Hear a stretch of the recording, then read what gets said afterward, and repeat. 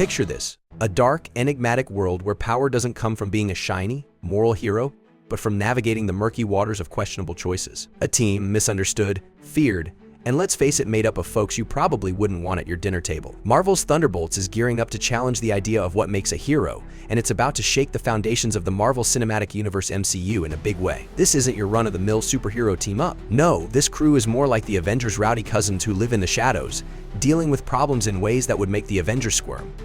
Thunderbolts, slated for a 2025 release, gives us an entirely new perspective on the superhero genre, one that's less about saving the world in a squeaky clean suit and more about doing the dirty work that no one else wants to. And who better to lead such a rogue band than Valentina Allegra de Fontaine, played with incredible poise and cunning by Julia Louis-Dreyfus. Valentina has been quietly moving chess pieces across the MCU board for a while now, showing up in The Falcon and the Winter Soldier and Black Widow, recruiting characters who straddle the fine line between hero and villain. You can't help but wonder what she's cooking up behind that sly grin of hers.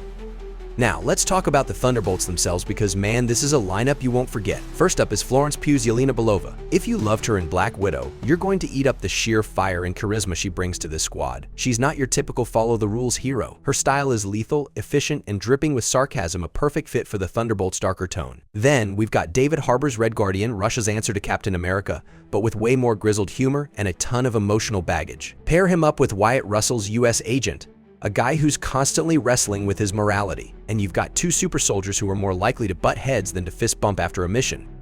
But wait, there's more. One of the most intriguing members of the squad is Ghost, portrayed by Hannah John Kamen. You might remember her from Ant-Man and the Wasp, where she had the ability to phase through objects, a power that's as dangerous as it is tragic. Ghost isn't in this game for glory. She's someone who's been wronged by the system, and the Thunderbolts give her a chance to fight back, even if it means bending a few rules or breaking them entirely.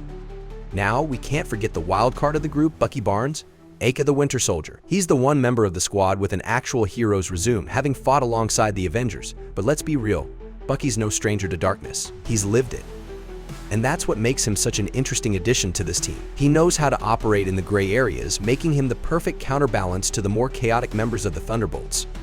There's an almost poetic irony here. These are characters who've been manipulated, wronged, or just straight up discarded by society. They're not fighting for truth and justice, they're fighting to survive, to reclaim some sense of control. And that's what makes Thunderbolts so compelling. They're a team of misfits, anti-heroes, and ex-villains, but they're united by their shared need for redemption, or at least their own brand of it. But what's really got fans buzzing is the role of Harrison Ford as Thaddeus Thunderbolt Ross. Yes, the man who once hunted the Hulk will be stepping into a new spotlight. With the unfortunate passing of William Hurt, Ford takes over this iconic role.